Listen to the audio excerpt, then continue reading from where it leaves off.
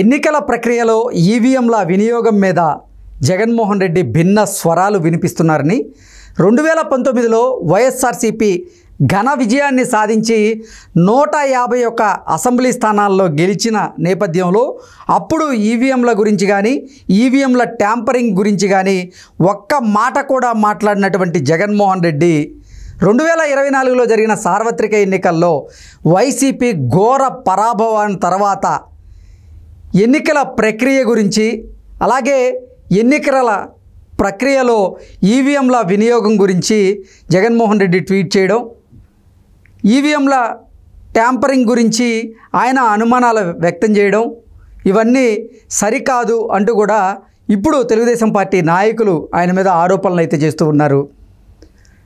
అసలు ప్రపంచవ్యాప్తంగా అభివృద్ధి చెందినటువంటి దేశాలన్నింటిలో కూడా ఇప్పుడు పేపర్ బ్యాలెట్ మాత్రమే ఉంది, కానీ మన దేశంలో మాత్రమే ఈవీఎంలతో పోలింగ్ నిర్వహిస్తున్నారు.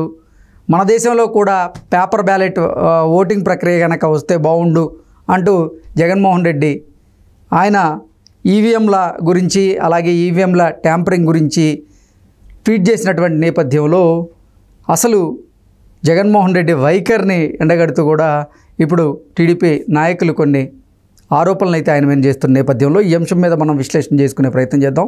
ప్రస్తుతం మనతో పాటు ఉన్నారు తెలుగుదేశం పార్టీ అధికార ప్రతినిధి సూర్యదేవర్ లత గారు. లత గారితో మాట్లాడదాం. లత గారు నమస్తే అండి. నమస్తే. లత గారు, ఎన్నికల ప్రక్రియలో ఈవీఎంల వినియోగం గురించి జగన్మోహన్ రెడ్డి భిన్న స్వరాలు వినిపిస్తున్నారు అంటూ కొన్ని వార్తలు అయితే వస్తున్నాయి. 2019లో ఆయన గెలిచినప్పుడేమో ఈవీఎంల గురించి ఒక్క మాట మాట్లాడలేదు, కానీ 2024 సార్వత్రిక ఎన్నికల్లో ఆయన ఓడిపోయిన తర్వాత ఈవీఎంల ట్యాంపరింగ్ జరిగిందని, అసలు ఈవీఎంల వినియోగం మంచిది కాదని, పేపర్ బ్యాలెట్ ద్వారా పోలింగ్ జరిగితే బాగుంటుంది అంటూ ఆయన ట్వీట్ చేయడం పట్ల టీడీపీ నాయకులు విరుచుకుపడుతూ ఉన్నారు. ఏంటి కారణం ఏంటి? అంటే జగన్మోహన్ రెడ్డి ఆలోచన ఎట్లా ఉందంటే, ఆయనకి 2019లో గెలిచినప్పుడు ఆయనకు ఒక రకమైన ఆలోచన, అంటే అప్పుడు ఈవీఎంలు కరెక్టు, సో దాని గురించి ఎంత విశదీకరించి చెప్పాడో 2019లో. అంటే ఈవీఎంలో మనం బటన్ నొక్కుతాం, బటన్ నొక్కినప్పుడు ఒక స్లిప్ వస్తుంది, ఫ్యాన్కి నొక్కితే ఫ్యాన్ స్లిప్ వస్తుంది, సైకిల్కి నొక్కితే సైకిల్ స్లిప్ వస్తుంది. ఆ స్లిప్ కరెక్ట్గా రాకపోతే అక్కడే మనం గట్టిగా అడుగుతాం కదా, ఇవన్నీ అన్నాడు. అంటే అప్పుడు అది వర్తించింది ఆయనకి. కానీ ఇప్పుడు 24కి వచ్చేటప్పటికి ఆయన ఓడిపోయేటప్పటికి అప్పుడు 151 సీట్లు ఆయనకు వచ్చాయి. ఇప్పుడేమో అపోజిషన్ పార్టీ తెలుగుదేశం పార్టీకి ఏమో 164 వచ్చేటప్పటికి, అంటే కూటమితో కలిపి ఈ రోజు డైజెషన్ అవ్వట్లా.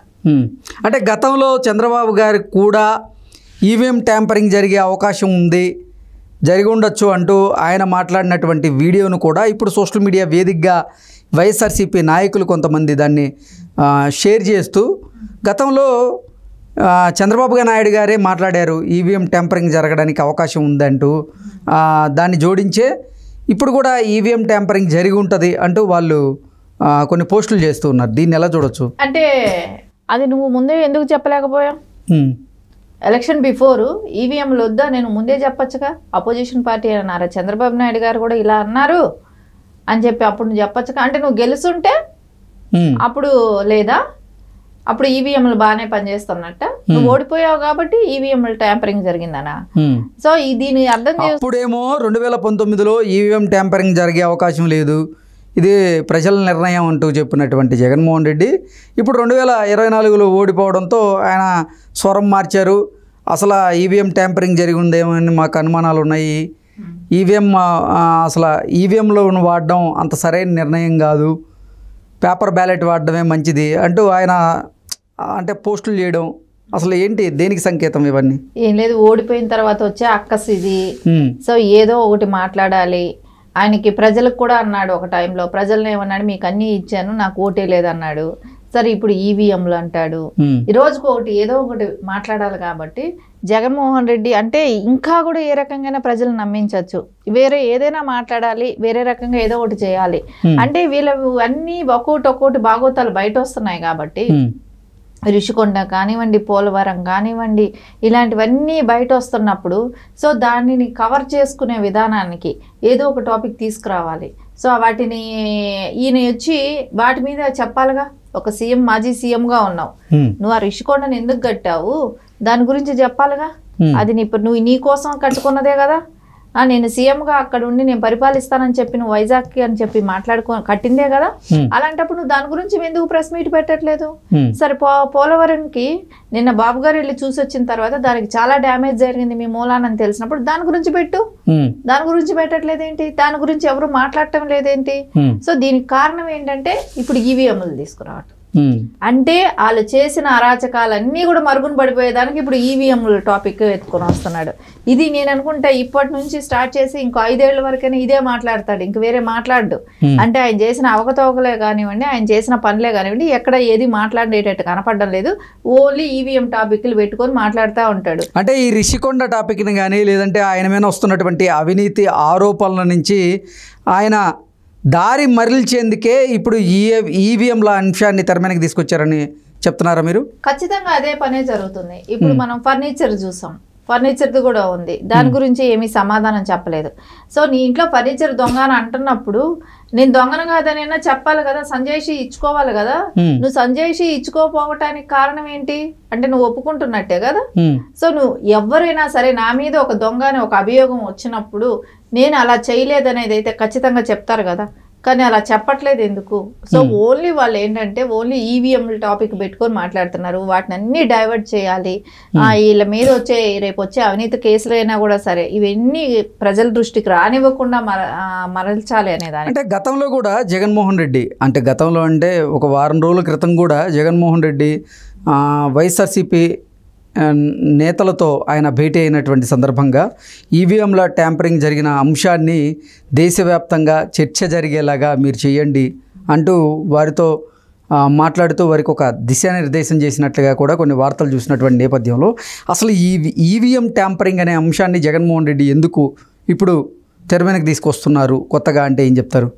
అంటే ఓన్లీ వాళ్ళని క్యాడర్కి దిశానిర్దేశం అంటే ఇంకా అదే చెప్పాల్సి వస్తుంది. అంటే నేను గతంలో 5 ఏళ్లలో నేను ఇవన్నీ చేశాను, ఇవి మనం చేసాం గవర్నమెంట్లో, మన గవర్నమెంట్ ఉన్నప్పుడు అని ప్రజలకు మీరు చెప్పండి అనటానికి ఏమీ లేదు అక్కడ. ఎలాంటి ఇది లేదు వాళ్ళు ప్రజల్లోకి వెళ్ళటానికి. సో ఓన్లీ ఒక ఈవీఎంలు పట్టుకొని ఏదో ఒకటి ఎలిగేషన్ చేయటం. ఈరోజు ఆయన గెలిచినప్పుడేమో ఈవీఎంలు మంచిగా ఉన్నాయి, ఇప్పుడు తెలుగుదేశం పార్టీ గెలిచేటప్పటికి, కూటమి గెలిచేటప్పటికేమో ఈవీఎంలు మూలాన్ని గెలిచారనేది కానివ్వండి, ఇలాంటిది ఏదో ప్రజల్లోకి తీసుకెళ్లాలని చూస్తున్నాడు. అంటే ఫలితాలు వచ్చిన రోజు కూడా సాయంత్రం ఆయన ప్రెస్ మీట్ పెట్టి ఏం జరిగిందో తెలీదు కానీ ఏదో జరిగింది అంటూ ఆయన మాట్లాడేటువంటి మాటలను కూడా మనం చూసాం. అవును, అంటే ఏదో జరిగింది, ఏం జరిగిందో తెలియట్లేదు, ఏదన్నా జరిగిందని చెప్దామంటే మా దగ్గర సాక్ష్యాలు లేవు, కూటమిలో అందరూ పెద్దవాళ్ళు ఉన్నారు అన్నట్లుగా ఆయన మాట్లాడారు. అంటే ఏంటి అసలు ఎన్నికల ప్రక్రియే సరైన విధానంలో జరగలేదని ఆయన భావిస్తున్నాడా? అందుకే ఈవీఎం ట్యాంపరింగ్ అనేటువంటి ఒక అస్త్రాన్ని మళ్ళీ సిద్ధం చేస్తున్నాడా అంటే ఏం చెప్తారు? ఆయనకి ఇంకేమీ లేదు, నేను గెలవలేదు కాబట్టి అవతల గెలుపుని గెలుపుగా అంగీకరించే మనస్తత్వం కాదు అయింది. ఎందుకంటే ప్రజలను కూడా తప్పుపట్టాడు. సో అపోజిషన్ లీడర్లైనా తప్పుపడతాడు. సో ఇది చూస్తుంటే కామన్గా జగన్మోహన్ రెడ్డి ఉండే సైకాలజీకి ప్రకారం ఆయన నడుచుకునే విధానమే అంతే అనుకోవటమే. ఓకే అండి, thank you so much. Thank you.